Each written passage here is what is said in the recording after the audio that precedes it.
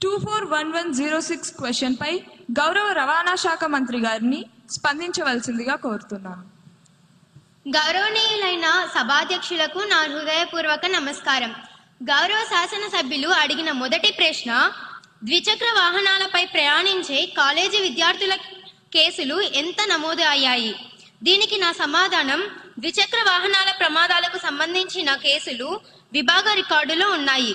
రెండవ ప్రశ్న, ఈ ప్రమాదాలను నివారించడానికి ప్రభుత్వం తీసుకున్న చర్యలు ఏమిటి? దీనికి నా సమాధానం, హెల్మెట్ అమలు, ట్రాఫిక్ పర్యవేక్షణ బలోపేతం, రోడ్డు భద్రత వంటి చర్యలు చేపట్టబడ్డాయి.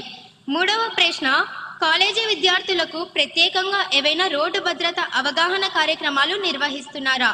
దీనికి నా సమాధానం, కాలేజీల్లో రోడ్డు భద్రత అవగాహన కార్యక్రమాలు నిర్వహిస్తున్నారు అధ్యక్ష. ధన్యవాదాలు అధ్యక్ష. గౌరవ ఎమ్మెల్యే శ్రీ ద్వారకేశ గారిని సప్లిమెంటరీ క్వశ్చన్ అడగడానికి అనుమతినిస్తున్నాను. ధన్యవాదాలు అధ్యక్ష. అధ్యక్ష, మంత్రి గారు ఇంకా కౌన్సిలింగ్ అవగాహన అని కాలక్షేపం చేస్తున్నారు అధ్యక్ష. రోడ్డు మీద ర్యాష్ గా నడిపి ప్రాణాలు తీసేవాడు అసలు విద్యార్థే కాదు అధ్యక్ష. వాడు ఒక నేరస్తుడు. ప్రభుత్వానికి ధైర్యం ఎందుకు లేదు అధ్యక్ష?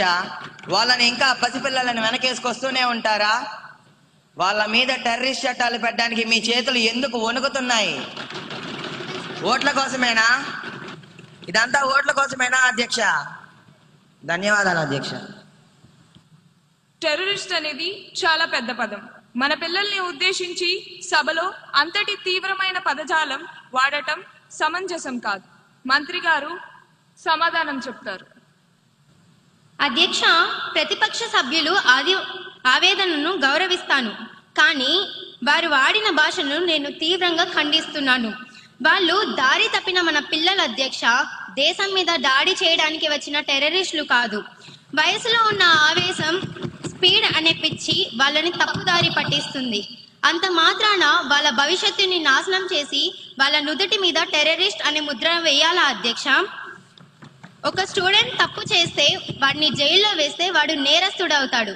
అదే వాడికి కౌన్సిలింగ్ ఇప్పించి తల్లిదండ్రులను పిలిపించి బాధ్యతను వివరిస్తే వాడు రేపు ఒక బాధ్యత గల పౌరుడు అవుతాడు అధ్యక్ష.